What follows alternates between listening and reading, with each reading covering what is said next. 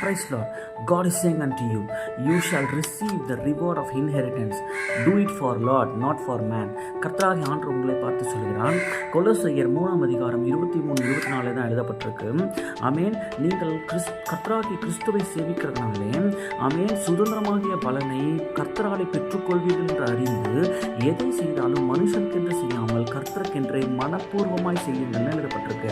ஆமென். உங்களுடைய வாழ்க்கையில் நீங்கள் கர்த்தராகிய ஆண்டவரை நீங்கள் சேவிக்கிறீங்க, அவரை நீங்கள் ஆராதிக்கிறீங்க. ஆமென். ஆண்டவர் உங்களுக்கு தேவையான எல்லாவற்றையும் கொடுக்கிறார். அவர் தான் உங்கள் ரட்சகர், அவர் தான் உங்கள் மீட்பர். ஆமென். இயேசு தான் உங்களுடைய தெய்வம். நீங்கள் தான் அவரை தான் நீங்கள் ஆராதிக்கிறீங்க அப்படின்னு சொன்னால் வசனம் சொல்லுது.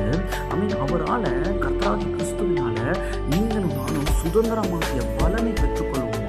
அப்போ சுதந்திரமாகிய பலனாகிய அப்போ என்னதுன்னா ரிவார்ட் ஆஃப் இன்ஹெரிட்டன்ஸ்.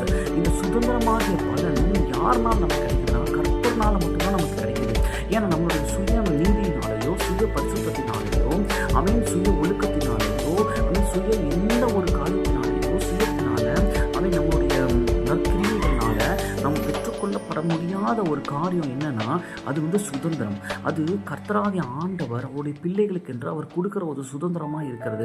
வசனம் சொல்லுது, நாம் கர்த்தருக்கு உடன் சுதந்திரமாக இருக்கிறோம் என்று சொல்லி அவரால் நாம் இந்த சுதந்திரத்தை பெற்றுக்கொண்டிருக்கிறபடினால இந்த சுதந்திரம் என்று சொல்லப்படுவது என்ன அப்படின்னா அவர் உங்களை தம் பிள்ளைன்னு ஏற்றுக்கொண்டார் பாருங்க. ஆண்டவர் என்னையும் உங்களையும் அவருடைய ஜனம்னு சொல்லி அழைக்கிறார் பாருங்க. அதுவே ஒரு பெரிய சுதந்திரம். இந்த ஆண்டவர் நம்மை ஏற்றுக்கொண்டது புறஜாதிகளாக இருந்த பாவத்தில் இருந்த சாபத்தில் இருந்து அடிமைத்தனத்தில் இருந்த நம்மை மீட்டு ரட்சித்து உருவாக்கி அவருடைய பிள்ளையாக ஏற்றுக்கொண்டது பெரிய சுதந்திரம்.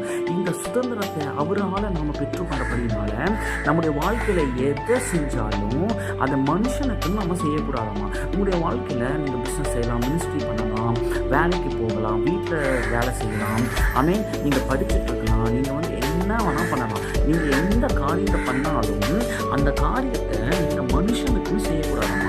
அதாவது மனுஷனை பிரியப்படுறதுக்காக, உங்க அம்மா அப்பாவை பிரியப்படுறதுக்காக, உங்களுடைய கணவனையோ மனைவியோ இல்லைன்னா உங்க கூட பிறந்தவங்களையோ அவங்கள ப்ளீஸ் பண்ணணும்.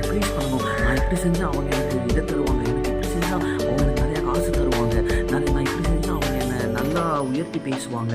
இப்படியெல்லாம் அவங்கள ப்ளீஸ் பண்ணி நீங்கள் பண்ணி கடைசியாக என்ன ஆகுனா ஒரு நாள் இல்லைன்னா ஒரு நாள் அந்த மனிதர்கள் உங்களை சொல்லி காமிச்சிருவாங்க, நான் தான் உன்னை வளர்த்தி விட்டேன், நான் தான் உன்னை உயர்ந்த சாதத்தில் உட்கார வச்சுருக்கேன், இல்லை என்னால் தான் நீ நல்லா வாழ்கிற, நான் அன்றைக்கி உனக்கு இந்த ஹெல்ப் பண்ணதுனால தான் நீ இந்த வேலையிலேயே இருக்க, நான் உனக்கு அந்த காசு கொடுத்ததுனால தான் இப்போ நீ பிஸ்னஸ்லேயே ரன் பண்ணிகிட்டு இருக்க, அன்றைக்கி நான் உனக்கு மினிஸ்ட்ரிக்கு இந்த காசு கொடுத்தேன் பாரு, அதனால தான் நீ இப்போ மினிஸ்ட்ரியே ரன் பண்ணுறேன்னு சொல்லிட்டு ஒரு நாள் என்ன ஒரு நாள் இந்த ஜனங்கள், இந்த மனுஷங்க, இந்த மாமிசம் என சொல்லப்படுகிற இந்த ஃப்ளஷ் ஒரு நாள் வெளிப்பட்டுரும். அதனால ஆண்டவர் என்ன சொல்கிறாரு, நீ மனுஷனுக்கு எதையுமே செய்யாத, மனுஷனை பிரியப்படுத்துறதுக்காக எந்த ஒரு காரியத்தை செய்யாத, மாறாக தேவனை பிரியப்படுத்துவதற்கு மனப்பூர்வமாய் செய்யணும்னு சொல்கிறாரு. நீங்கள் தேவனை பிரியப்படுத்துறதுக்காக செய்யப்பட்ட ஒவ்வொரு காரியத்தையும் எந்த மனுஷனையும் நீங்கள் கம்பேர் பண்ணாமல் அவங்க அப்படி ஆகிட்டாங்க, இவங்க வீடு வாங்கிட்டாங்க, கார் வாங்கிட்டாங்க, அவங்க நல்ல நிலைமையில் இருக்காங்க, இவங்க மினிஸ்ட்ரி ஆரம்பிச்சிட்டாங்க, இவங்க சர்ச் ஆரம்பிச்சிட்டாங்க, இவங்க அதை செஞ்சுட்டாங்க, இதை செஞ்சுட்டாங்க, நீங்கள் மனுஷனை கூட கம்பேரே பண்ணக்கூடாது. உங்களுடைய பார்வை எப்படியும் இயேசு மேலே மாத்திரம் இருக்கணும். ஆண்டவர் சொல்கிறாரு, மனப்பூர்வமாய் நீ கர்த்தருக்குன்னு செய்யும்போது அவர் உனக்கு கொடுத்த சுதந்திரத்தை முழுமையாய் நீ அனுபவிப்பான்னு சொல்கிறாரு. கர்த்தருக்குன்னு மனப்பூர்வமாய் காரியத்தை செய்ய எந்த காரியத்தை இருந்தாலும், மினிஸ்ட்ரியோ பிஸ்னஸோ வேலையோ உங்கள் வீட்டு வேலையோ படிப்போ எதாக இருந்தாலும் கர்த்தருக்குன்னு செய்யுங்க, உங்கள் சுதந்திரத்தை அனுபவிங்க. ஆமென்.